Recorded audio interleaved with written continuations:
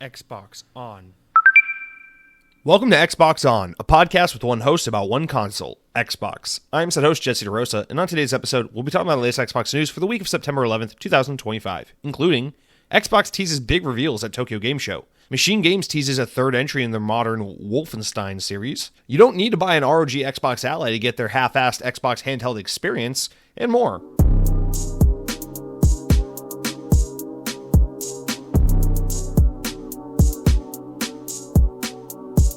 On this week in Xbox history, in the year 2001, 24 years ago, Portal Runner was released for the PlayStation 2.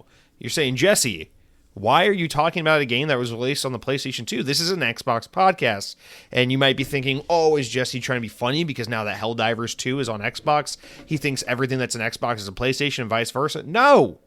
I'm mentioning Portal Runner because it's the only game that was released on September 11th, 2021, according to at least MachineGames, which is where I get these from. So yeah, I just thought that was hilarious. This is while the rest of the world was like, oh my god, it's 9/11. Developer/publisher, the 3DO company, was like, yes, it's that big day. We're finally releasing Portal Runner, a game with a girl half naked with a bow and arrow and a tiger with the animation from that fucking, what's that, Mighty Morphing, not Power Rangers, the fucking anamorphic, you know what I'm talking about. It's Transformers, but the animal ones, Beast Wars. God damn, it looks like Beast Wars on the cover, and it's got bad critic score. It's got 56 Metacritic aggregate score, 6.1 on Moby score. Guys, Digital Blue began to rule the world after the imprisonment of General Plastro. She tries to get rid of her rival Vicky in order to get a hold of her sweetheart Sarge. However, Vicky has other plans in mind, teaming up with a friendly lion named Leo. She embarks on a quest to bring an end to Bridget's reign once and for all. This is the synopsis. Bridget Blue. Bridget Blue is the name of the girl with the blue hair and the bow and arrow who's half naked. And her lion is named Leo. This is the game that released on 9/11 while people were dying in the streets of New York City and the world stopped and stared. 3DO was like, nah, Bridget Blue is going to team up with Leo the lion to stop her rival Vicky from stealing her sweetheart Sarge in Portal Runner. I just want to let it be known. This isn't an Xbox history lesson. This is a 9/11 video game history. Moment of silence, of course. All right, guys, welcome to Xbox On. FM Radio 94 writes in for the first time and says, honored to be among one of the 12. For those who didn't listen last week, that's, of course, a reference to what I said were the 12 men that listened to my podcast.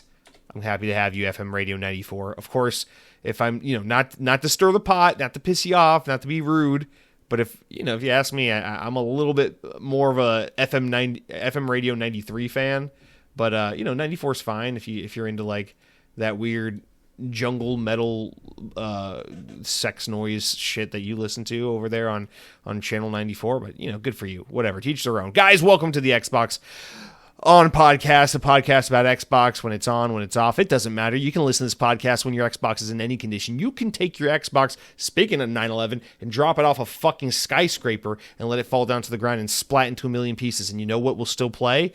This stupid fucking podcast. That's right, because this podcast doesn't require an Xbox to be played. You can play it on your phone, you can play it on your computer, you can play it on your couch, you can play it on your microwave. In fact, anywhere you listen to Xbox On, fun fact, that's an Xbox. Sarah Bond has a gun to my head right now, and she's telling me to say this. Please, you don't have to believe me. This is just what's happening. All right, guys, let's start out this week with our notable game announcements. Nope, not announcements. Releases. Games releasing this week. It's like you've been at work or school all day, and you just really got to go to the restroom, and then you go home and you run up to the bathroom, and what do? You drop your pants and you release. Well, these games are like those two turds that have been waiting to come out all day, and they start with Borderlands 4 and NHL 26. That's right. If you like hockey and Borderlands, it's time to drop some kids off at the pool because those are your new games for the week. Borderlands 4, obviously, this is a huge one. This game will sell very, very, very well. It comes out this week. I don't care about Borderlands. I have no affinity or love for it, but I know this is a huge franchise that many people will love. It has a lot of history and love and support on the Xbox platform, so no doubt this will be a big release that I'm sure many of you listening are probably looking forward to playing. And then NHL 26 Deluxe Edition. Oh my God, I can't believe EA is making another hockey game. Dude, I tried the past couple of years to play these games. I can't. The sports sim stuff, it just doesn't do it for me. But to those of you that do look forward to playing NHL every year, it's your time. Here you go. The season's almost here, though. That is the exciting news. Oh man, we got what, like 3 weeks, 2 weeks, like 3 weeks until hockey starts.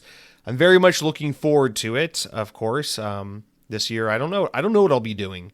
Last year was just like kind of out of respect for my Arizona Coyotes. I followed the Utah Hockey Club, but now I feel like now enough time has passed. Now we can be like, all right, you guys are dead to me. You're not really the Phoenix Coyotes anymore. So now they're Utah Mammoth, and I'm a little pissed about it because I really wanted them to be the Utah Yetis. And it's a whole thing. So I'm probably going to defect to Tampa Bay Lightning just by way of me being a Rays fan. But I'll be interested to see how hockey goes this year because it's a weird feeling. I'm very excited for hockey to come back. But at the same time, I feel very stilted in terms of like, who am I going to support? What am I going to do? Because, it's okay. Like the Rays are kind of breaking my heart a little bit right now because they keep playing this trick on us where it's like, oh, will they get a wild card spot? Will they not? They're in and out and they're in and out. They're probably not getting a wild card spot. I don't think we're going to the playoffs this season because we really fucked up the past month and a half. But we're still technically in the conversation. So it's still there. I'm hanging on to baseball. I'm watching. I'm a little upset. Why has it got to be Toronto? Why is Toronto got to be doing so well of everyone, out there? So there's that happening. And then football starts this week. And I don't really care about football at all. In fact, I still don't fully understand how the game of football is played. But for the past 2 years, football has been a really important thing for me because I'm invested in this fantasy football league I do with my coworkers. And this year, we doubled it up. Last year was a $25 bet. This year, we got all put in $50. So I'm doubling my investment, which is a horrible way to use my money because I still don't know how football works. So I got shat on by my coworkers for drafting Baker Mayfield as my first pick. I don't know. I'm just like, I don't know. I like Tampa sports. I guess I'll get the fucking quarterback of the Tampa team. And then everyone starts ragging on me and they're saying, oh, he's a 5th or 6th round draft pick. And I'm like, I don't fucking know what you're talking about. I just tried to pick guys with a lot of points in their names and drafted them all. And anyway, here we are, week 1 down in the books, and I'm already getting my ass kicked. So this will be a easy way to burn $50. But anyway, guys, there we are. Games are releasing. Borderlands 4 is here. NHL 26 is here. I'm not playing any of these fucking games, but we'll get into what I've been playing when we get to the what I've been playing section of the show. And if you're guessing, let me guess, Jesse, you're playing Battlefield and Call of Duty because you're just such a deep, hardcore gamer, shut the fuck up. Because yes, I am playing those games, but I'm also playing a brand new game I doubt you expected me to play. So you stupid little idiot, you can't guess who I am because you don't know me. I'm not some book you can just open up and read. It's like, I got Goodnight Moon on the cover, but you open it up and it's like the Quran, and I bet you can't fucking read the Hebrew script, you motherfucker. So get ready. It's another episode of Xbox On. Here we go. Let's get into our news, guys. The trend continues. The news is kind of less than super exciting, so just a bunch of smaller things to talk about. But we'll make do with it because I'm excited to be here with you guys. I'm excited to talk to you about the world of Xbox. Not a great day for most of the world right now, so just trying to make the most of it and focus on something positive. So hey, let's talk about some video games. Lots of bad stuff going on in the news outside of this shit. Anyway, kicking us off, guys, Xbox is going to Tokyo Game Show again this year, which I love. I love that they shut down all their Japanese studios, and then they're like, we are so respectful of the Japanese culture. We come to your trade show every year to show off all the games that you don't give a shit about on our platform. You don't give a shit about. But anyway, from VGC, Microsoft has dated its Tokyo Game Show broadcast for this year when it's expected to share some significant news alongside updates and so on. The Xbox Tokyo Game Show broadcast podcast will take place on Thursday, September 25th at 6 a.m. Eastern Time. Oh my God, what is this, like Japan or something? They'll have titles from creative teams at Xbox alongside exciting updates from partners in Japan, across Asia, and around the world, according to Microsoft. So you might as well just say video games at that point, because I think when you're talking about video game developers and you say Asia, around the world, Xbox, and Japan, you're kind of just saying everyone, right? There you go. They say, quote, "We know players around the world are delight in Japanese-inspired content in the games developed in Asia. We can't wait to connect with players across the globe to show off the incredible talent and creativity behind the upcoming games coming to Xbox. On Tokyo Game Show floor, Xbox is set to make available a playable version of Ninja Gaiden 4, along with for the first time for the public, alongside the opportunities to try out its ROG Ally Xbox whatever and ROG Xbox Ally X handheld PC. What fans are most anticipating, however, is the expected reveal of a new Forza Horizon game, which we've been talking on and off about, according to reports recently. Microsoft is set to reveal Forza Horizon 6 at Tokyo Game Show, which is where the game is, reported to take place, in Japan.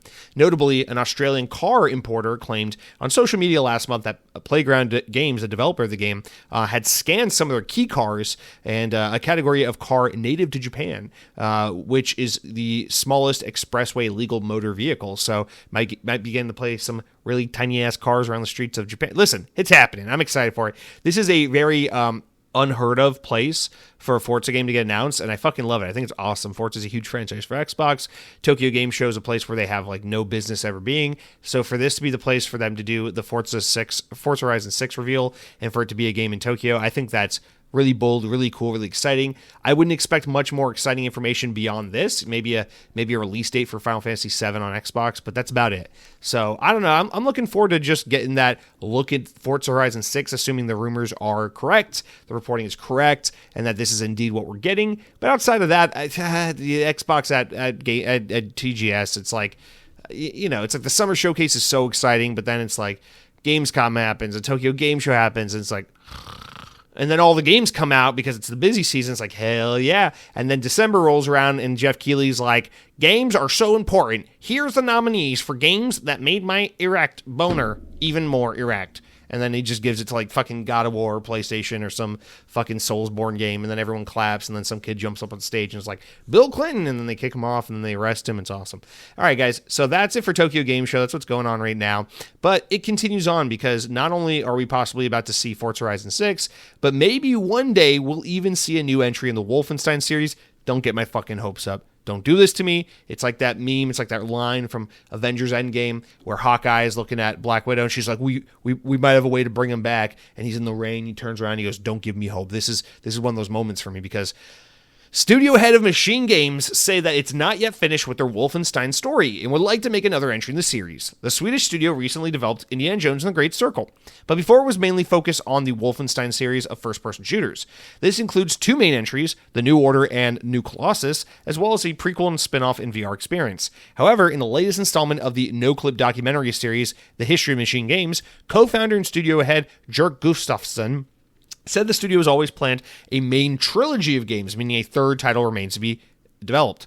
He says, quote, the first game is very much about protagonist BJ Blazkowicz and how obviously he understands that the Nazis have won the war, but also a very personal journey for him. But at the same time, he meets Anya and starts to see that there are other things to play as well, not only fighting Nazis. And then moving into New Colossus, we then see a wider group of people around you being part of a resistance, something bigger and something also like a family to you. But at the same time, you're still also prepping to start maybe a family of your own. I think it's important to say because of how we've always seen this as a trilogy. So what's the journey for BJ? Even during those first weeks at id Software, when we mapped out the New Order, we planned to have at least that character.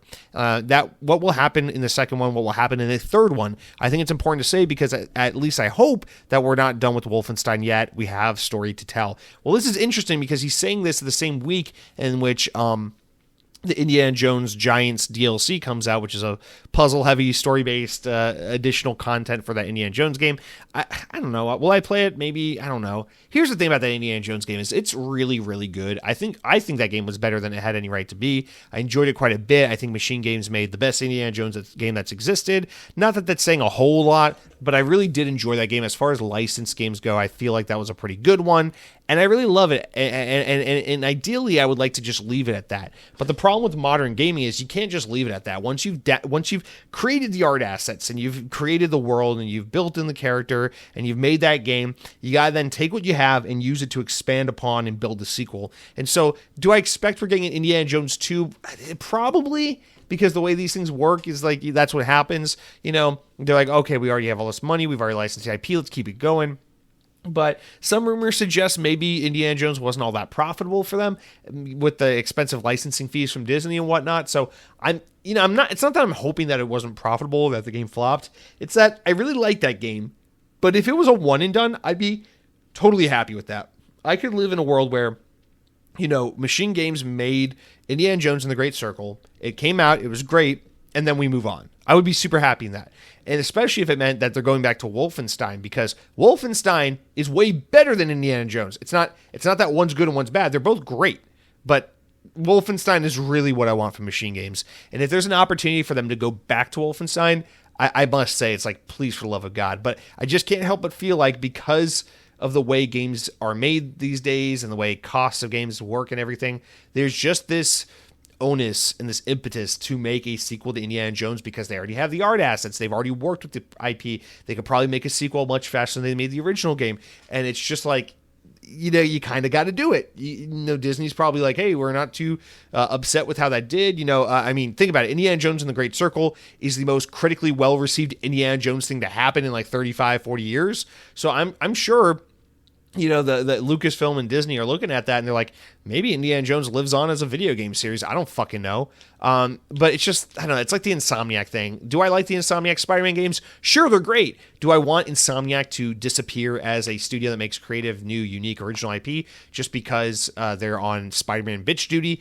Absolutely not. And I feel the same way about MachineGames. It's no disrespect to Indy. What a great game it was. But I just rather them continue Wolfenstein because that is really what they do that makes my heart beat faster, and I just want to see more of that. So hopeful, not 100% on this. I hope, dude, how great would it be if he's like being tongue-in-cheek, like, oh, I hope we get to make a Wolfenstein 3 one day, and then next year at E3 they're just like, boom, here's Wolfenstein 3, here it is, it's under development.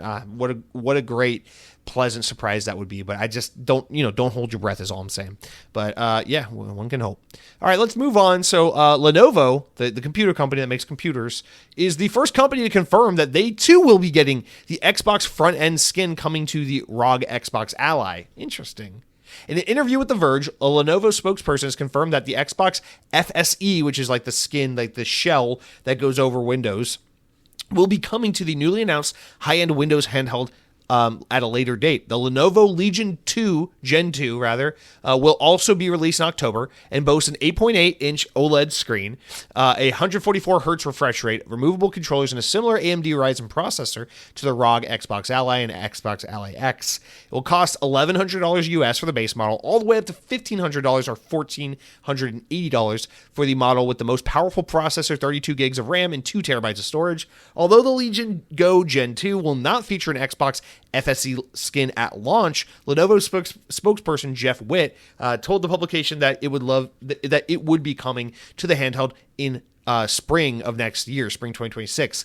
Once it arrives, players will be able to manually switch from the Lenovo Go Gen 2 standard Windows mode to the Xbox FSE, freeing up resources for better game performance. So this is like the special mode that turns Windows 11 into like this half-assed Xbox shell, which is probably the precursor really to what the next generation of Xbox hardware will be, which is like some kind of Windows 11 or Windows 12 based device that will have some kind of Xbox shell coated over it. So, we talked about, maybe the ROG Xbox Ally is already barely even an Xbox handheld. It's just some third-party device with an Xbox shell and an Xbox button on the controller. And now they're really doubling down on that before the device even comes out because other devices are already promised to get this Xbox Windows skin cover-up thing, right? And so Mr. Malg writes in and says the following: I forgot to write in last week. I wanted to say I'm hoping that this Xbox quote-unquote big picture mode, which is what Steam calls their console shell on Steam, I hope it makes it into other devices. Also, Jesse, how do you feel about tablets? I've been using my Samsung Tab S8 Plus for game streaming. I've got to say Xbox Remote Play and cloud gaming are not that good. Also, congrats on 10 years. Thank you, Mr. Malg. All right, let's address the top part of your comment because that's what's pertinent and that's what's relevant to our conversation here. Yeah, man. So it's funny that you write this in and then like a day or two later, they're like, by the way, this shell is coming to other devices. Well, there you go. There you go, buddy. I wonder if the Logitech G Cloud will be able to get this shit going. I doubt it. It's a device that's been out for a few years. It's probably not supported anymore. But, other handheld devices are going to be able to do this as well. And then it's like, what's the point of the ROG Xbox Ally? Other than it has a fucking Xbox button on the bottom left-hand corner. Like, what is the point? And I just got to stand here and wonder because it doesn't carry over your Xbox games. It doesn't play them natively. It doesn't have your Xbox 360 library.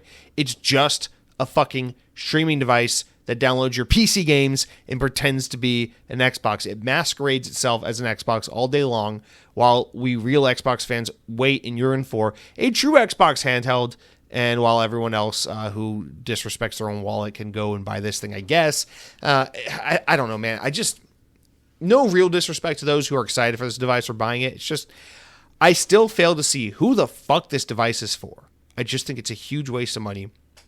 I think it's a huge waste of investment and resources, but at the same time, it's a harbinger of what Xbox is moving to with their hardware initiative.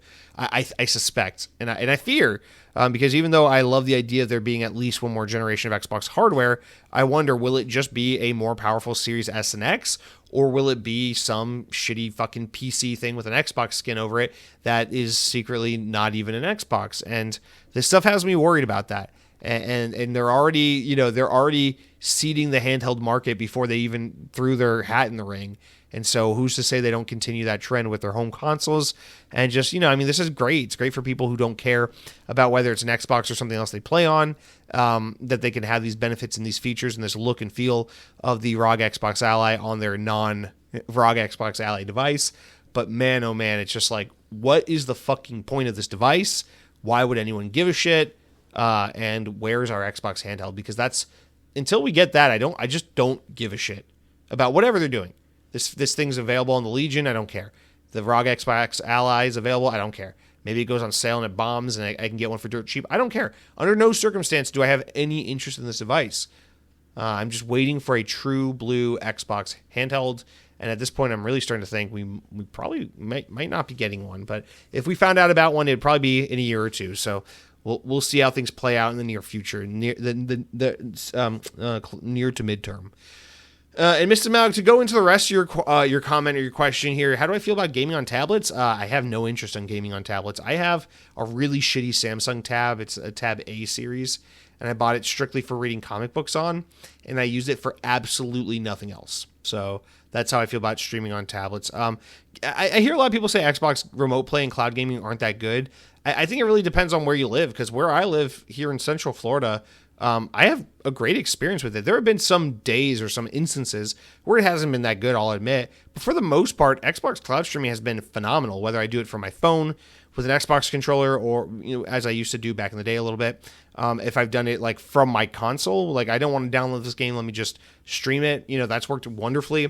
And then most commonly on my Logitech G Cloud, streaming has been great. There have been some less than exceptional experiences, but generally speaking, it's been a really smooth run. So I'm not sure what to say about that. I know a lot of people have a hard time. It really must be a location-based thing, like how close you are to Microsoft Azure services and things like that. But where I am in Central Florida, I've always had a pretty darn good experience with cloud streaming. There's been some bad ones, but usually more often than not, I have a pretty good experience. So that's just my lived true experience. All right, guys, let's talk about other places that aren't Xboxes you can play your Xbox games, because Microsoft's announced that cloud gaming will soon be coming to some internet-connected vehicles. Cars which make use of LG's WebOS automotive content platform will be able to stream and play Xbox games directly from the Xbox app. players will need an Xbox Game Pass Ultimate subscription as well as an automotive data plan. But Xbox says that the service operates in compliance with the driving safety regulations, and that the trailer online that you can watch shows the service in action, specifically making notes that playing from the back seat, meaning presumably passengers in the front, won't be able to play for safety reasons. So there you go. Shut the kids up. You got a road trip, throw the kids in the back seat, hand them an Xbox controller and say, shut up and play Minecraft while daddy drives 95 down I-95. And then hopefully they shut the fuck up and you get where you want to go safely and happily. So that's a cool feature. It's a cool nod. It's just another one of those, this is an Xbox kinds of things. But how many users will this really benefit? Pretty much fucking no one. Like what's the percentage of people who have an LG WebOS automatic enabled automobile and an Xbox Game Pass Ultimate subscription? All right, we're really catering to an audience that doesn't exist. I'm glad we can't get a dedicated Xbox handheld so that we can service people like this. Is it a cool thing that exists? Absolutely. Do I care about it? No. Will I ever use it? No. Will you ever use it? Probably fucking not. But there you go. There's a little PSA there. Speaking of PSAs, we got one more PSA. This is a reoccurring thing now that we got going on where the Xbox does these demo festivals. So ID at Xbox Indie Selects Demo Fest kicks off actually the day Tuesday on September 9th. So it's already going on. And it lasts until Tuesday, September 30th, which is a day I will not be here. I got to figure out what I'm doing with the podcast that week. Anyway, according to Xbox, more than 40 demos will be available, including the upcoming titles and games with new content. As was previously announced, as with previous ID at Xbox demo festivals, Xbox notes that the most of these demos will only be available to play during the 3-week period before they're removed. Among these 40 games demos being included, highlights include Yuka Replay, Mina the Hollower, Echo Weaver, and Jackbox Party Pack 11. So, be able to check that out this month and enjoy some indie game demos. Maybe find your next favorite indie game and support a new indie developer with these new demos that are out that hopefully lead to some game purchases. All right, we got two more here. And this first one, of course, I'm excited to talk about because it's Battlefield 6, and I just am really hyped for Battlefield 6. So EA have revealed first details on Battlefield 6's rumored, announced, promised, but not yet shown Battle Royale mode, which it says will feature 100-player destructible environments, vehicles, and more. Battle Royale will enter testing this week, EA announced on Wednesday, notably Battlefield 6's spin-off mode, which will include what the development team calls its deadliest ring in Battle Royale. With the urgent warnings as the fire approaches, soldiers will be pushed into the intense firefights as the game space continues to shrink. There's no jumping in or out of it, no using it for cover, no walking through it. If you get caught in it, you're done. That's kind of cool. It's a cool twist, right? You can't go in and out of the ring. It's like if you get caught in it, you're dead. That's it. In Battlefield 6 Battle Royale, players will be able to change their will not be able to change their class after a match has begun. As players earn XP, they will level up to gain new access to new traits and enhance their classes. For example, an assault class can become faster by equipping armor. Throughout each match, players will explore the map, complete missions, and battle for loot, including 5 tiers of weapons and attachments, throwables, gadgets, strike packages, armors, upgrade kits, and custom drops, and their favorite weapons, or for their favorite weapons. Missions will have squads try to complete objectives that offer extra rewards, such as weapon cache, vehicle key, or mobile redeploy unit. Quote, this is Battlefield's twist on the classic formula, so you can expect to find all the core principles of a Battlefield game taking place within this mode: gadgets, explosives, destructible environments, vehicles that can be used to secure the win, and games the game development team said. So this is cool. I saw leaked footage of this Battle Royale map on Reddit a week or so ago, and it looks like a giant Battlefield map. I'm not super excited for this mode. There's nothing like crazy about this. The thing is, it's like they tried Battle Royale once before in Battlefield. It was in Battlefield 5, and there was I hear it was fine. But it was a Battlefield game that didn't light the world on fire, so this is a much better approach and attempt. You think about how Call of Duty Warzone's a huge deal, but they did Blackout in Call of Duty Black Ops 4, which, even though I think that was the better Battle Royale game, didn't light the world on fire. So, it did really well for a year and then fizzled out, and then they moved on to Warzone. So this could be a similar story where maybe this is their their second try / winning strategy for Battle Royale. Who knows? Because the hype and expectations for Battlefield 6 are already so high that there's going to be naturally a lot more interest and willingness on behalf of players to give this mode a try. God knows I'll give it a try. As someone who hates Warzone and doesn't care for Fortnite, I'll 100% give this game a try, because what if it's good? I don't fucking know. I liked Apex Legends a lot for its first year on the market, so it's always possible, but I'll definitely give it a try. It sounds like it's more or less a classic Battle Royale with some twists and tweaks and ways that make it feel a little more authentically Battlefield, and I think that's kind of cool. I actually really love the idea of, because Battlefield specializes in destructibility, being like, yeah, some Battle Royale games like Fortnite are all about building up to defend yourself, but Battlefield is all about breaking stuff. It's like, oh, our enemies are in that building, let's level that fucking building and get them out of there, So I think that's a really cool idea, and I look forward to giving it a try, I guess. But this is the least important aspect of Battlefield 6 to players like me, and I suspect a lot of you listening probably feel similarly, but I do see a lot of hatred towards the idea of them doing a Battle Royale. Why would you waste development talent? Why would you waste time and resources? Shut up, dude. Battle Royale is so big right now. EA has no choice but to throw their hand at this, because why the fuck wouldn't you? So I get it. Maybe the Battle Royale train is starting to wane a little bit. I don't know. It does seem like Warzone's maybe starting to take a hit, but either way, I'd be more than happy to give this game a try, while I do acknowledge that the rest of the content in Battlefield 6 is much more what I'm there for, and I suspect a lot of you guys feel similarly, but I'm not against, a good Battle Royale mode in Battlefield 6. Why not? All right, let's wrap up with our last one. So this technically happened last week around the time we were recording the podcast, and I knew it was coming, but I didn't want to really wait on it. But IO Interactive had a PlayStation State of Play event, a partner event, where they went deep into 007 First Light, the new James Bond game that the creators of the Manhunt series are working on. So they showed this new trailer with gameplay footage, like an official gameplay reveal. And I didn't watch the Direct or the PlayStation State of Play because I really didn't want to spoil it for me. But I gotta be honest, I think this game looks fucking awesome. It looks really good. So it's set for release on March 27th next year, coming to Xbox Series S and X and PC. I have every intention 100% of playing this game on launch day. This game looks like Uncharted 3 meets Quantum Break. And then apparently it's got a little bit of Hitman DNA in it as well. But I think this game looks fucking awesome. I love this interpretation of this young James Bond, and it's got like stealth and espionage and stuff, but it's also action packed and it's very cinematic. It's like watching / playing an action movie. It's got big set piece moments. It's got running and platforming and shooting and taking cover and hiding and all these different cool locales around the world you get to go and explore. I think this game just looks fucking awesome. Like, it just, I know this is like, assume this game comes out and it's not like a broken, buggy mess.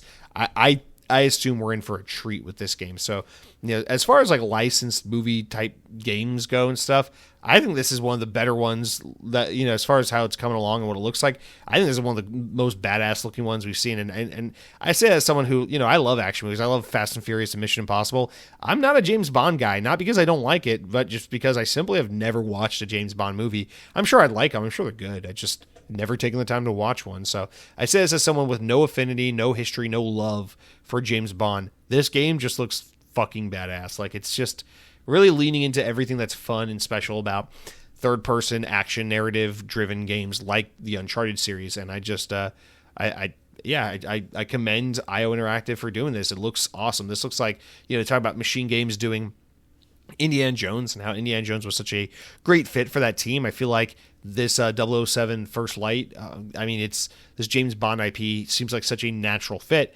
for the Hitman guys, and I just really commend them for what looks to be an incredible game coming together. This is probably, as far as like the first quarter of next year, probably my most anticipated game for early 2026. It just looks fucking fantastic. So really excited about that, but I don't want to see too much more gameplay because it's one of those things where it's like, I'm 100% sold on this game. I don't need to see any more.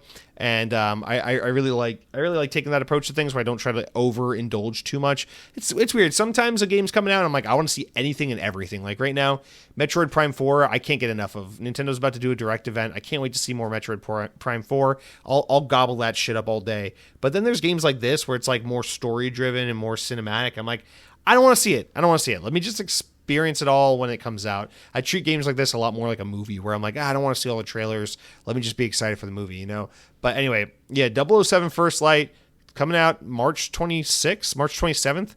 That game looks fucking sick. I'm super actually pumped for that game. It's a Friday, March 27th. Xbox Series X, I will be there for that game. All right, guys, and then let's wrap it up with one more little thing.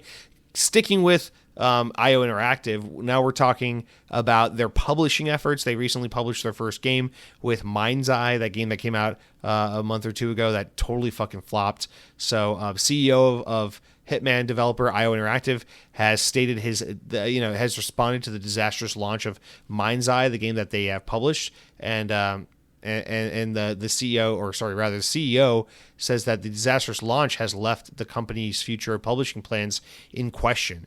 So in 2017, IO performed a management buyout from their owner, Square Enix, making the company fully independent. A few years later, they announced they'd self-publish their own game, Hitman 3. But IO's publishing plans took a step further in 2024 when the company announced that IO Partners, the formation of a new venture that would see it publishing games for other developers.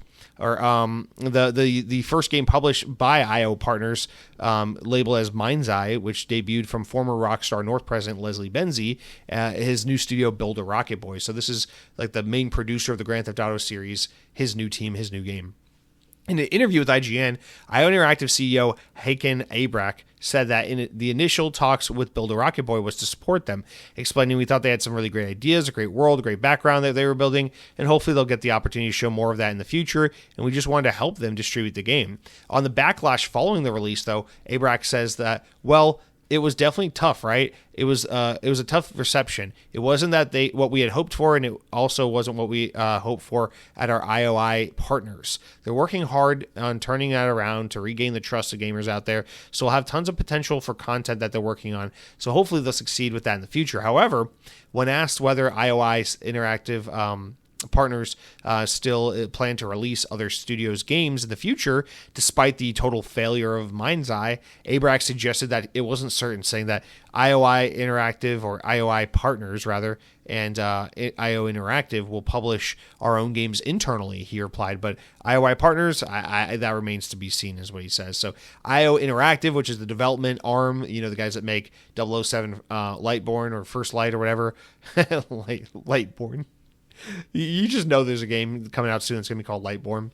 The guys that make 007 First Light, as well as the guys that make Hitman, they will continue to self-publish their own titles, but they're saying as far as publishing other companies' games, I don't fucking know. This was such a disastrous launch. It looks like they probably lost money on it. They probably are really not happy with how this turned out for them financially. And yeah, I wonder what made them stick through with this, because it looks like they stepped in late in the game's development cycle, and the game looks like from its final stage that it's kind of a mess. So I wonder what they saw in it that they thought that maybe this was the right game to take a risk on, but maybe it was just that Leslie Benzie, former GTA fame, that really sold them and thought, oh, this can't go wrong. It's the Grand Theft Auto guys. But here we go. That game did horribly, and I'm still very curious about it. I definitely want to give it a try.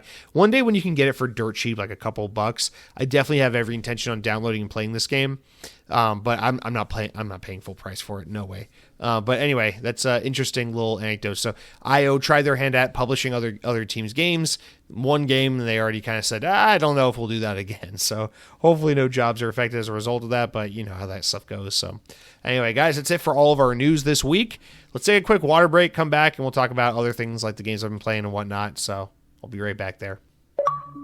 All right, guys, and we're back. Let's talk about the games we've been playing this week. But before I can tell you about the games I've been playing, I got to tell you all about what it is I've been eating. So this past weekend, I don't know, what are we going to talk about? This past weekend, celebrated a 10-year anniversary with the girly friend. So we went out to Tampa to a restaurant I was really looking forward to trying, because for as long as I've lived in Florida, I've heard nothing but really great things about this place. So we drove out to Tampa, and we went to a place called Burns Steakhouse. Now, this is a a really well-known restaurant, not just in the Tampa area, but it's just kind of well-known restaurant in general. They have a James Beard Award, not for their restaurant actually, but for their wine collection. But this place is it's like kind of like a Central Florida institution. It's like on its third generation, but family-owned steakhouse that started back in the, I don't remember, 50s or something like that. But yeah, it's a cool place. So it's this giant ass old steakhouse. It's got like crazy theming inside. You walk in, it's like red carpets and like low lights and like fucking Victorian walls and banners and staircases and stuff. And they have like, I think it's like 12 different dining rooms, but they're all individually themed from one another, and they're all completely different and structured completely differently. Like they have one that's like really long and looks almost like you're walking through a train car. And there's like this glowing window that doesn't actually face the outside. It's like a fake window with light into an otherwise rather dark room.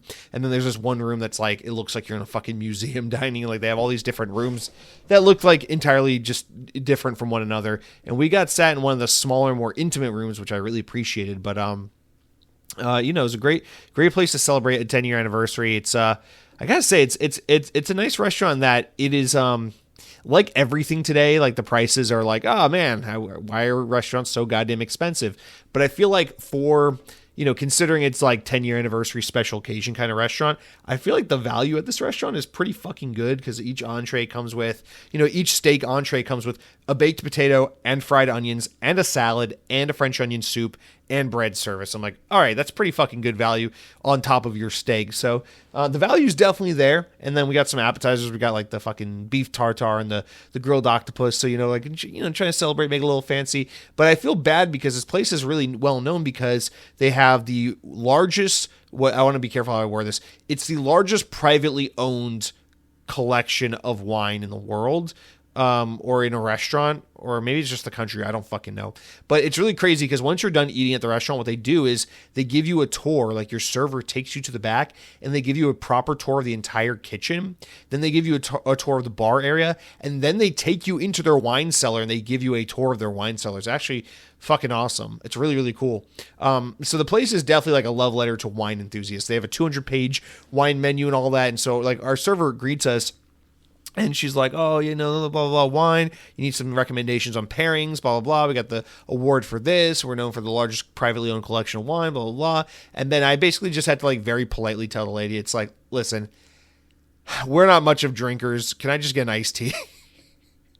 Just like, but I feel bad because I know I'm like robbing myself of half the experience of this restaurant, but like I'm not about to drop $50 on a glass of wine so I can feel like I'm cultured or I feel like I was part of an experience. It's like I'm just not gonna appreciate it. And it's like, yeah, there are instances where I'll do like the old fashioned cocktail or something like that, but like I'm not gonna spend fucking $22 at one of these bougie restaurants on a cocktail that I can make for like $3 at home. It's not going to happen. I'm over it. I feel like I've successfully aged out of this trap where you go to a restaurant, you buy the $18 cocktail. So I know myself. I have enough self-respect for my wallet. I'm not doing this. So I was just like, iced tea, please.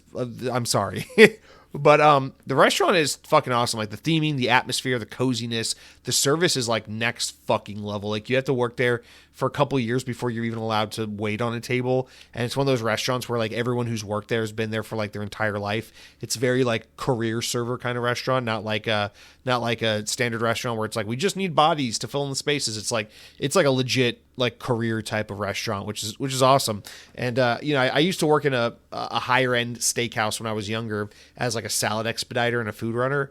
And it wasn't as fancy as what this place was, but it's kind of like a step or two down from this.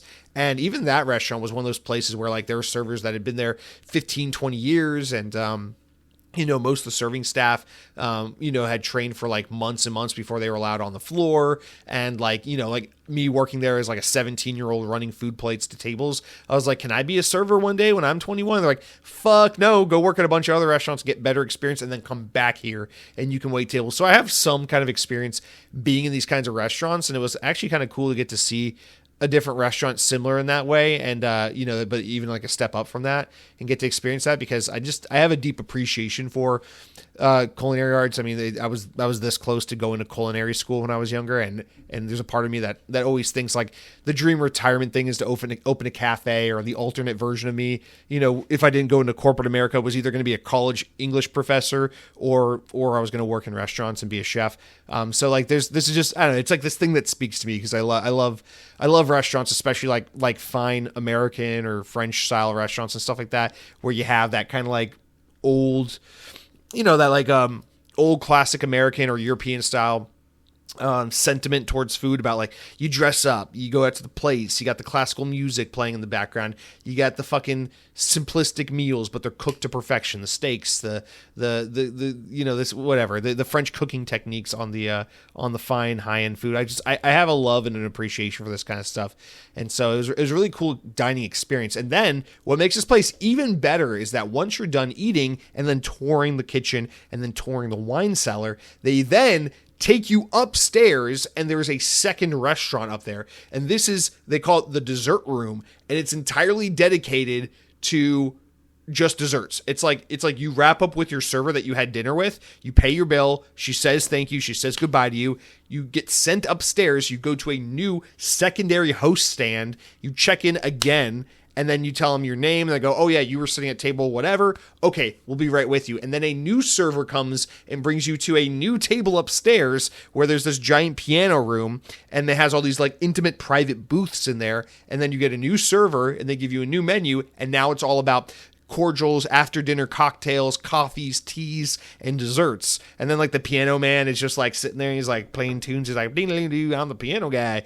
And then every booth has a phone, and you can pick up the phone and call into the pianist and be like, do you know how to play Hey Jude by the Beatles? He's like, sure do. And then he'll like answer the phone while he's playing piano and be like, oh, I know that one. And then he hangs up and he starts playing. It's fucking awesome. It's like really, it's like upscale and cozy, but it's also like fun and themed, and it's also just really unique and wacky. I fucking love this restaurant. And then so we went upstairs, we had some coffee, we tried some baked Alaska. It was excellent. I really, really enjoyed our time here. It was like the perfect restaurant to celebrate something special, like 10 years. Would I go back here? Abso-fucking-lutely. It was awesome. It's the kind of place where like I enjoyed the experience of dining here so much. I was kind of immediately sad because I was like, man, I wish I could take someone else here. I thought about it, I was like, I wish I could take my parents here, but both of my parents have weird diets that would not allow either of them to appreciate this restaurant at all. And it's just one of those things where it's like it was such a fun and unique dining experience that you want to go back to experience that aspect again, and you want to take other people there to share the experience, because it really is a one of a kind, unique restaurant. I understand why it's so beloved. Not just in Central Florida again, but it's a well-known restaurant outside. And then this place is dude, what a bitch to get a reservation here. But I'm really glad I did, and that we went, because it was an excellent place to celebrate 10 years together. That said, here's the kicker. That said, the food itself, not bad by any means. This restaurant is not bad. Like the food is good. The value for the money and everything. It's like totally justifiable, whatever. It's the kind of place where you take your girl for a special anniversary dinner and you're going to pay a couple $100, but you're going to have a really memorable experience. It's that kind of restaurant. But this is the kicker. The food is really good, but it's not like the quality and the level of the food does not live up to the quality and the level of the service and the atmosphere and the theming and the experience of dining in this restaurant. And that is the Achilles heel of this restaurant. It's so frustrating. The dessert was excellent. The coffee was excellent. Some of the appetizers were excellent, but like the steaks, I was like, they're going on and on about, they have like all these books about explaining different things about steak, and the server was awesome. She's like talking to us on and on. She's like, you don't have to order off the steak menu. She's like, if you want a steak, let me know what you guys like. Let me see what we can do. We can make a different cut. We have these dry aged strips, all these things. And she's like talking us through, and she's like, I don't think you guys should get 2 strip steaks. Why don't we just get a bigger cut? How many ounces do you guys want? We'll have the chef cut something up for you in the back. I'm like, this is fucking awesome. It's like really tailor made, really professionally done. The servers are incredibly knowledgeable and great at recommending. It's awesome. But the problem with it all is like you bite into that steak after they're done bragging to you about their charcoal grill and their cooking techniques and everything. And then you're just like, hey, this is a really good steak. I can make one better at home. The best thing there, and this is always the case when you go to the steakhouse, the best thing there was the truffle macaroni and cheese. It was fucking awesome. But, the house salad was great. The French onion soup was great. The charred octopus for appetizer was excellent. But the steak, I could have made a better steak at home. You know, I make steak so much now. It's like the thing I've been practicing and perfecting. And my girlfriend, I could see the look on her face. She's like, this place is awesome. This has been a good meal so far. I was like, this steak is good. She's like, yeah, it's good. I was like, I think I like mine better. She goes, yeah, I like your steaks better too. And then I was like, oh, thank you. And she's like, yeah, it's like, it's okay. It's just a little bland. I was like, damn. So it's gotten to that point where it kind of sucks. Like the more you cook at home and the more you invest in like trying to improve your culinary chops, to some extent, it kind of diminishes the experience of going out, because even though some restaurants are really good and have a really unique flavor or flair or twist or whatever, sometimes you go to a place where it's just about like the authentic cuisine, and then you eat the food and you're just like, I could do this better at home. And then you're like, well, God, what are we doing out here? Why are we dressing up and driving out here like a bunch of fucking idiots paying all this money when we could just go home and eat the same meal but cheaper and better in our fucking pajamas with our cats around us? And then you have to sit there and you have to ponder the meaning of life and all the rest. But I'm not complaining. I do not regret coming here at all. I think it was an excellent restaurant. It was a lot of fun. The food was good and the experience was excellent. But I'm conflicted, as you know. It's so funny. I was remarking with my girlfriend, as the older we've gotten, it's like now that we've lived together for so long, it's like we used to be like entirely competent but not great at cooking, and now 10 years later here we are, and it's like I'd say we're both pretty good cooks. When we both put our elbows into it and we really like try, I think we both make pretty darn good meals. We're good enough cooks to where like I feel confident that I could have just about anyone over for dinner. I might not blow them away with my cooking, but I feel confident that I could serve them a decent meal and that they'll eat it and be like, yeah, it was good. So like, I feel like, to have that level of confidence with your cooking is pretty good, especially considering I'm a part of a generation of people that pretty much just refuse to fucking pick up tongs and a spatula and a fucking pan. So I just feel like, I feel it's something I take pride in, something that is very meaningful to me and I enjoy quite a bit. But that being said, Burton Steakhouse, if you're in the greater Tampa area, I highly recommend this place. You got like a graduation, a special birthday, an anniversary of some sort coming up. This is just an excellent place to celebrate. But was the food out of this world, incredible, God tier? No, it was like the food was like 7.5 out of 10. It's like the experience was a 10 out of 10 and the food was like a 7.5 out of 10. But I had a great time and I don't regret it. So that's it for what I've been eating this week. You guys, now on to what I've been playing. So let's get the easier, lighter stuff out of the way. So I resubscribed to Game Pass because I've been itching to play some Black Ops again because I'm excited for Black Ops 7. So I played a little bit of Black Ops 6, and here's the thing. Fuck you, Call of Duty. I haven't played this game in a couple months, so what do? They throw me in 2 matches where I just fucking slaughter. I'm just dominating. It's fun. I got 3.5 KDR. It's going off, right? And then they're like, oh, you're playing the game. You're enjoying it again? All right, well, fuck you, skill-based matchmaking. And then I'm just getting my ass handed to me. And I'm like, yeah, this is not fun. And there's just something about Black Ops 6, man. It's just, I like this game, but the maps feel uninspired. There's something about the gameplay where it just feels like it's good, but it's missing some sauce. And I just don't know what it is about this game. But compared to Modern Warfare 2 and Black Ops Cold War and some other recent Call of Duty games, I just feel like this game, it's like it's got all the ingredients, but it's just not coming together. And there's just something about Black Ops 6. I like the campaign, but I don't love it. I like the zombies, but I don't love it. I like the multiplayer, but I don't love it. And every time I try to go back to this game, I play a couple matches, I have a decent time, and I just kind of get bored and wander off. And that's that. And that's just the story of Black Ops 6 for me. So I'm really hoping Black Ops 7 somehow turns things around, but we'll see. In the meantime, of course, I've been playing plenty of Battlefield 2042. Really loving that game. And here's the thing. Here's the epiphany I had with Battlefield 2042. I have finally figured out what the Battlefield problem is for me. And so I have made the decision. I am definitely 100%. I have to play Battlefield 6 on PC. 100%.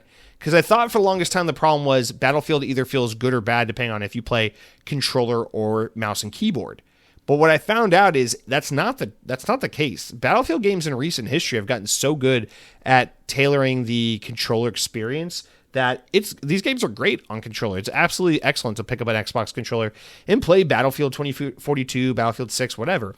The problem is not the controller. And as someone who has been switching to mouse and keyboard on Battlefield lately to try and get better, while that's fine, it's all well and good. The problem is not the mouse and keyboard either. The problem is Battlefield is a game where you got to sit up straight lean in and focus on the game. That's what you got to do it. If you play Battlefield on the couch lounging around, you're going to fucking suck. If you play Battlefield on the couch sitting back, you're going to suck. If you get off the couch and sit on the ground a little closer to the TV, you're going to suck. If you stand 2 inches from your TV with your eyeballs glued to the screen and your arms reaching forward with your controller in hand like you're trying to reach out and grab some random boy's boobies, you are going to do slightly better. But if you sit at a computer desk in a chair and stare at a monitor, and whether you're playing mouse and keyboard or you got a controller in your hands, does not matter. You're leaned in, you're playing like it's sweaty esports, you're going to do just fine at Battlefield. And I found out that's what it is. So yeah, maybe I could plug an Xbox up to my computer desk like I used to have in the old days and do it that way. But at the end of the day, Battlefield is a PC game. It is a sweaty sit at a desk type experience. I'm doubling down on this. I got to play Battlefield 6 on the PC because there's just something about it. It doesn't feel right sitting on the couch. And I hate that because I love playing games on the Xbox, but Battlefield feels like this game where it just has to be the exception. So I'm going to double down and stick with Battlefield on PC. And then Call of Duty can continue to be my console FPS game because it always has been, always will be.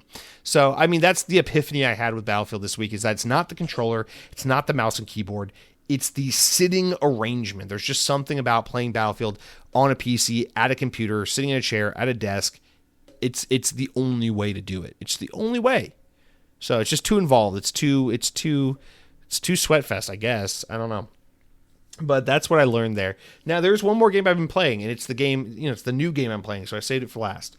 This week, I downloaded a new game at the recommendation of a listener of the show who won't shut the fuck up, so let's read his write-in. Let's go ahead. Cronky says, so Cronos, the new Dawn came out. I freaking love this game. I'm currently on my second playthrough in Wowzers. This is a wholly original weird fiction kind of story, and it is so freaking cool. For any survival horror fans out there, do not sleep on this game. So I downloaded Cronos, the New Dawn, which is a brand new game from developer Bloober Team. This is the guys that did, what's it called?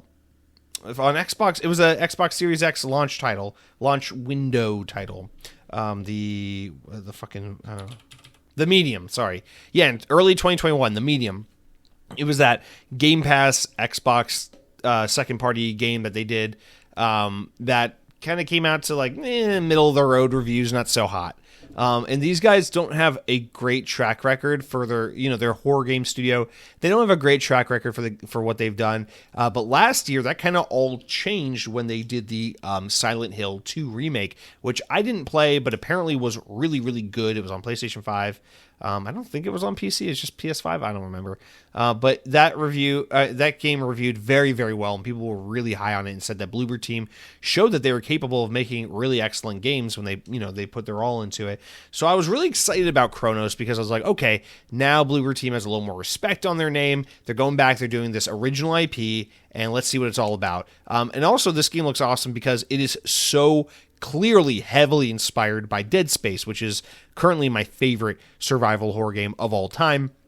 So I really love Dead Space. I'm really into this game that looks like a spiritual successor or a game that was inspired by it, and I want to give it a go, and Cronky won't shut up about it, and everyone's talking about how it's good.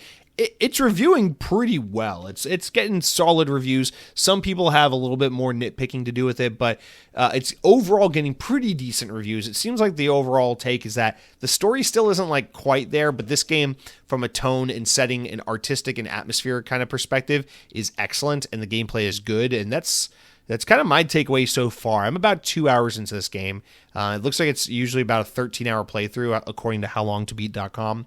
But this game is, it's a survival horror game. I would say, it's very weird because this game is very inspired by a lot of games. And so far from my playthrough, I have gotten experienced moments in this game that remind me of Dead Space, Resident Evil, Silent Hill, Metroid, The Evil Within. I mean, lots of games like inspire this game. And this is the most interesting one. Metro. I feel like this game has a little bit of inspiration from the 4A games Metro series. So the premise, at least thus far, or how I understand it, is that there's like this plague or something that has like destroyed humanity or wiped people out. The way the game portrays it, at least in the early hours, you can tell it's very heavily influenced and inspired by the events of the COVID pandemic. And then you play as like this guy or this girl, this like entity, this soldier thing that can like travel through different points in time. And you're basically like awoken and sent out on a mission because I forget what you're called, like your type of enemy soldier thing that you are, whatever it's called. But like you wear this suit of armor that everyone jokes about looks kind of like a penis. It looks like knockoff Dead Space armor. But basically the person, let's just say soldier or whatever, that was on this quest before you died on their journey. And so now you've been awoken or enacted into the field to go and retrieve the artifact that this soldier was carrying on them and then complete their mission. And I think from what I understand, the game evolves into like this story of like you are from like in the future and you travel to these different points in the past to learn more about this like epidemic outbreak and like what caused it. And there's this like kind of post-apocalyptic like weird science future that's a result of this event. But yeah, there's like a lot of the narrative is told through like environmental storytelling and notes and recordings that you pick up and discover through exploration around the world. Like early in the game, there's this portion where you get into this house and you're finding all these little notes and you read from this child that was like, yeah, we're getting sent home from school today. This is awesome. No school. And then like, all right, we're being told we can't leave the house. Okay. Dad's coming home from work, but now dad's really sick and mom says, I can't talk to dad. Okay. I haven't seen dad in days. He's really, really sick. There's a really bad smell starting to come from mom and dad's bedroom. Mom keeps crying. And then he's like, oh, I lost patience and went in there. I want to check on dad. And it's like obvious that it's like, like there's this cover up, there's a secret, and you like find all these reports and these blurbs of information from like government officials and stuff where they're trying to downplay the severity of this illness that's breaking out. And it's kind of ominous and weird, but while you're exploring this house in this town, it will like kind of look normal. It will look like a post-apocalyptic like zombie world where like this house is like just abandoned and overrun by like zombies and nature taking it back over. But then the more you explore the house, the more it gets into what Cronky's talking about is this kind of like weird fiction kind of alternate spin to it, where like the further you explore the house, the less familiar looking the house becomes, and it starts to morph into something that's more like just unfamiliar to the human eye. Like at first it kind of looks like a house, looks like a dilapidated house.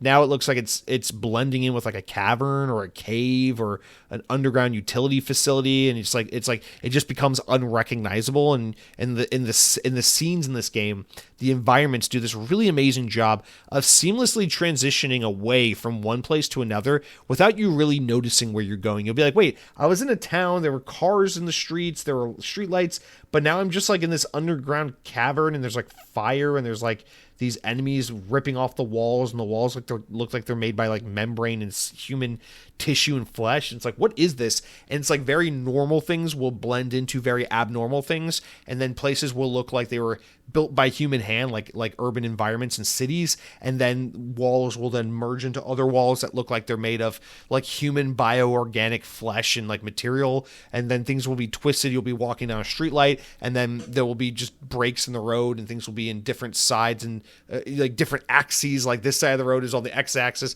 this side of the road's on the y-axis. Everything's like flipped sideways and upside down, and the game gets really weird and twisted. And so I'm really excited to see how this game unfolds, because right now the story, it's like whatever, the world is really interesting and you want to learn more about it. And I've seen a lot of people saying the game kind of starts slow, but I think in terms of just pure gameplay, I think the game kind of starts great. It like gets you kind of in the mood with the tone, and then pretty immediately you're like shooting enemies and picking up upgrades and things to craft potions and ammunition and things like that. The game is very resource management heavy, and from what I've read online, it seems like it gets really difficult later in the game, and you cannot adjust your difficulty setting at all in this game, which is a huge problem. And I'm very worried that I'm going to get filtered on this game, because I'm someone who likes to bump down the difficulty on things that aren't called first-person shooters or 3D platformers. So I worry that I might get frustrated with this game soon, but so far I'm really digging it. It's a lot of really good vibes and tone and atmosphere,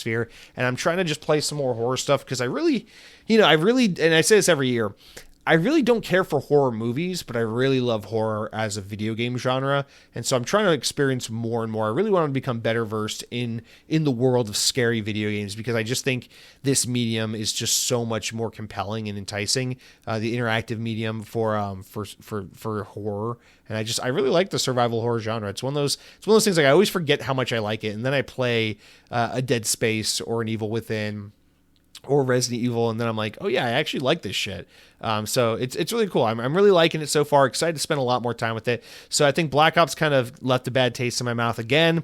So I'm going to be married to Cronos, The New Dawn, and Battlefield 2042, I think, for the next couple weeks, while we continue to wait for, of course, Battlefield 6 to release, which I'm so excited about. But guys, that is it for what I've been playing. Let's take another quick break and then wrap up the podcast with the... no, not take a break. Let's just power through. Let's go into the wrap-up segment, you guys. The comments, the shout-outs. We only got like 4 of them left. You go over to youtube.com/XboxOnPodcast. It's at XboxOnPodcast at youtube.com. Click on the latest episode. Drop a comment. Don't be a dick. Be a prick. And if you have access to podcast services, please leave a 5-star review, especially Apple iTunes. It would really, really be appreciated. Apple podcast services, I should say.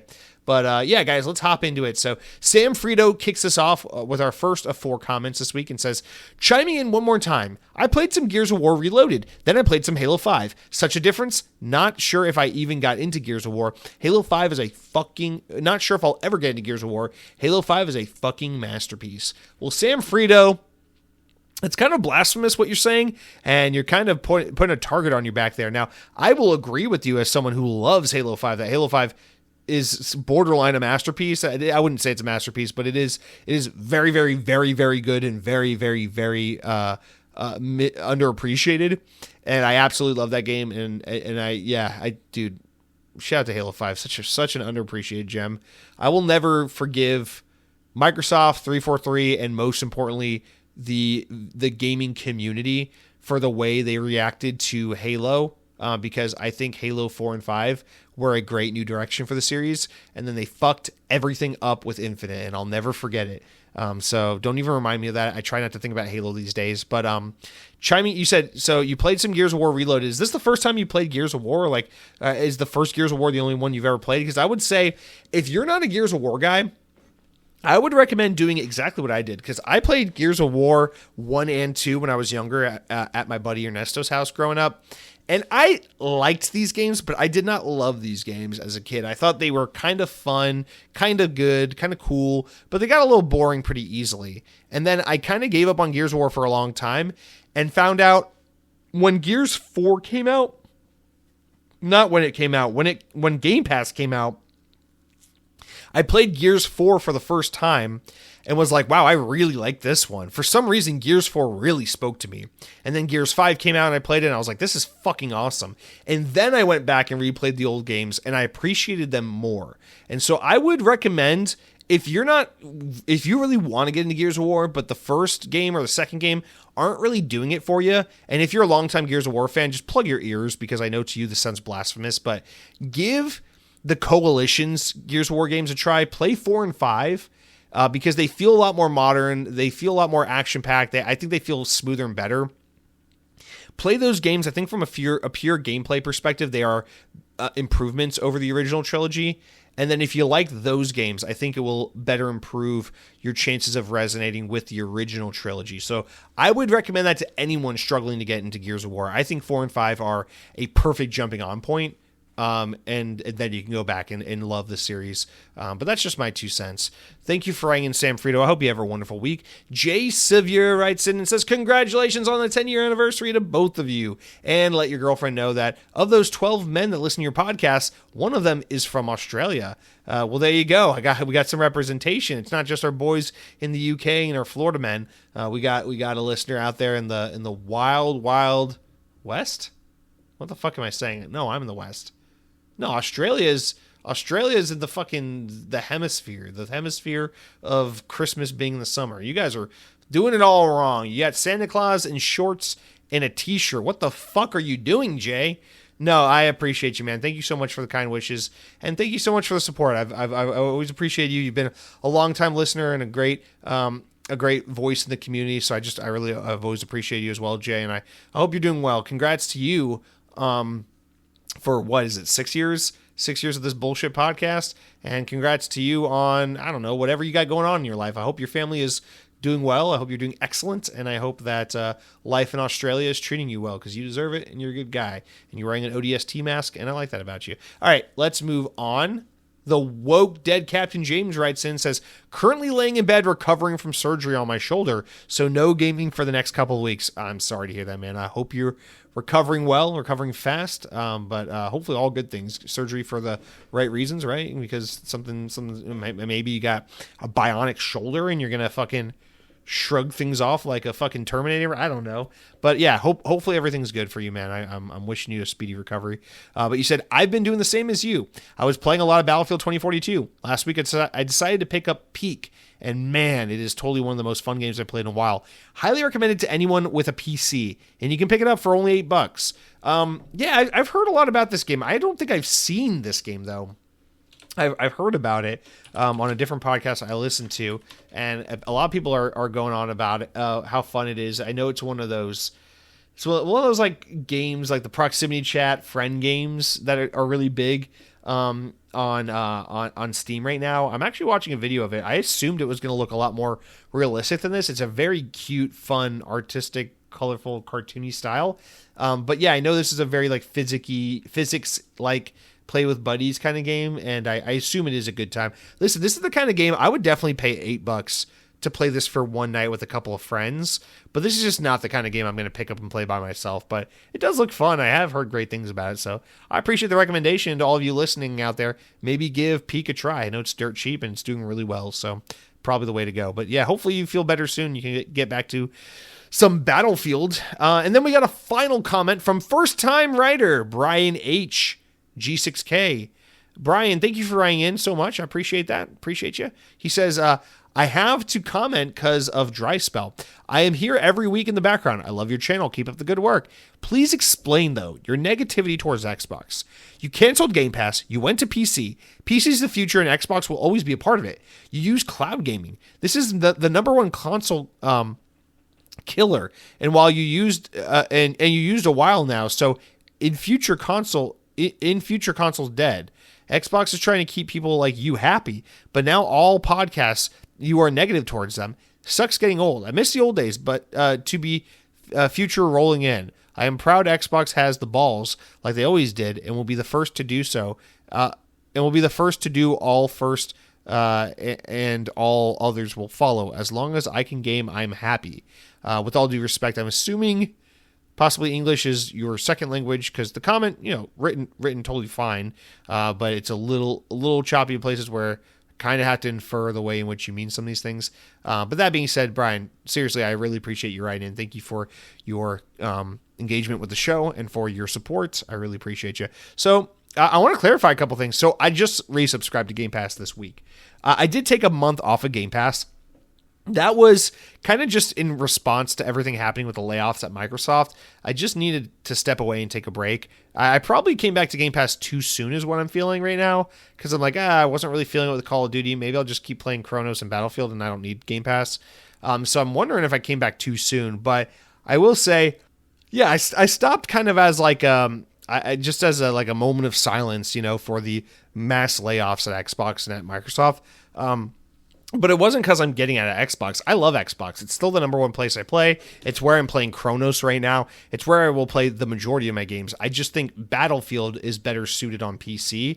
But other than that, I struggle to find games to play on my PC. Earlier this year, I did play Batman Arkham Origins on my PC because Batman Arkham Origins is not backwards compatible on the Xbox Series X consoles. So I could not play it from the Xbox. But other than that, I mean, I play my Xbox, probably 85% of my gaming time is on my Xbox, and the remaining 10 to 20% of my gaming time is all spent between my Nintendo Switch and my PC. And I would say if I'm not playing on Xbox, probably 90% of my gaming time is on the Switch and not on the PC. So let me just be clear about that. I play my PC very seldom. I use it very seldomly for video games.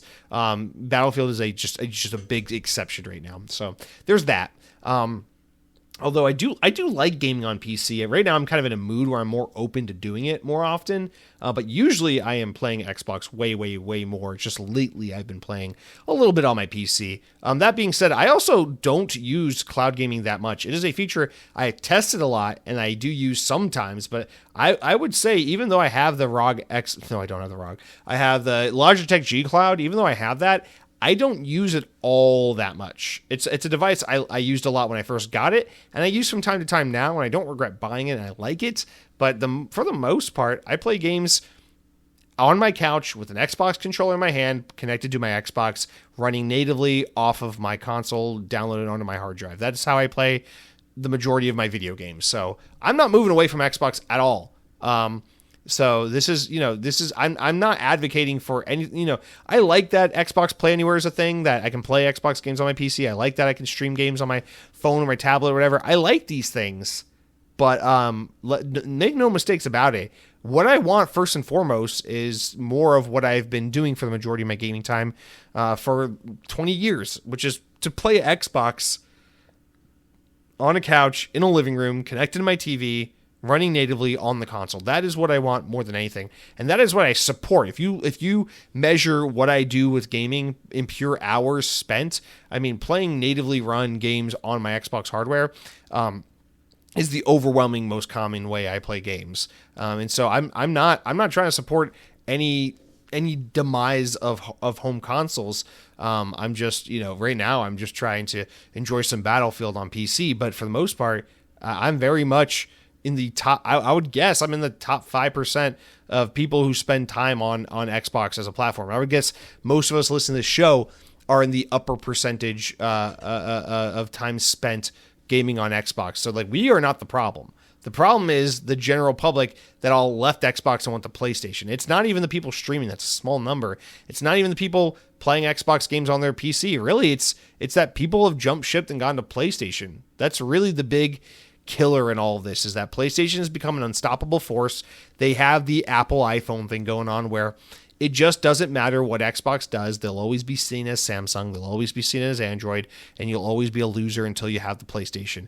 And that brand is just so strong and so recognizable and so powerful at this point that it is just a force that keeps going. And there's nothing you can do. Doesn't matter what Xbox does. Doesn't matter if they give you a fucking bento box once a month and a steroid shot for your fucking arms. They are going to continue to lose out to PlayStation because an object in motion is going to stay in motion, and that is the PlayStation success train. But maybe a lazy explanation, but I really think, it's just the inevitable success and continued forward movement of the PlayStation brand that I think is really killed the Xbox brand, that in Xbox shooting themselves in the foot repeatedly by not being what they needed to be at the right time, and now it's just too little too late. But unfortunately, man, not to end on a sour note, but that really is it for this week's podcast. That's our stopping point. But I do appreciate you writing in, Brian. I appreciate all you guys writing in, listening, supporting the show, whatever way that you find see best fit. I just appreciate you all being here. So that's it for another week of the Xbox On podcast. We'll start talking about it probably next week, but at the end of this month, I am going out of town for about a week, so I will have to figure out something to do where I record the show a little early, because I'll be coming home. Maybe I'll just delay the show a day or two. I don't know, but I'll be coming home a little late on Thursday at the end of the month. Because I'm going out of town for the first time in a really long time, and so we'll talk about that more. I got to figure out how we're going to handle that. I might just upload the show a couple days late to accommodate, because I don't have something else in the pipeline, and I don't know. I don't have anyone to interview or talk to, so we'll figure it out. We'll talk about this more in the next week or two. But guys, that's going to do it for this week's show. I hope you all have a wonderful week. Take care. Be well. Be safe. Play some good video games. Eat some good food. Get some exercise. Spend time with people you love. Pet your kittens. And until next week, power your dreams.